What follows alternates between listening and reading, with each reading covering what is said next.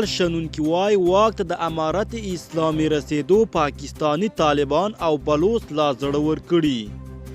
د افغانستان او پاکستان چارو نړیوال شنونکي نیویارک ټایمز ورځپاڼې ته ویلي چې په افغانستان کې واک ته د امارت اسلامي رسېدو د پاکستان پر امنیتي وضعیت هم منفي اغیزه کړې ده. راپور کې راغلی دی چې پاکستان د امارت اسلامي بریا ته خوښ و، خو اوس د خپل امنیت په اړه اندېښمن دي. دوی وایي نه یوازې دا چې په پاکستان کې امنیتي وضعیت ترینګلی شوی دی، بلکې د امارت اسلامي بریا پاکستانی طالبان او بلوچان لا زړور کړي دي.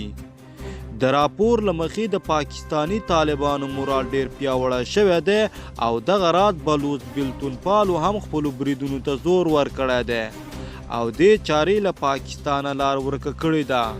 د یادونې ده چې د پاکستان د کورنیو چارو وزیر په ګډون یو شمېر نورو لوړپوړو پاکستانی چارواکو په پاکستان کې د ترهګریزو بریدونو د ډېرېدو خبرداری ورکړی دی.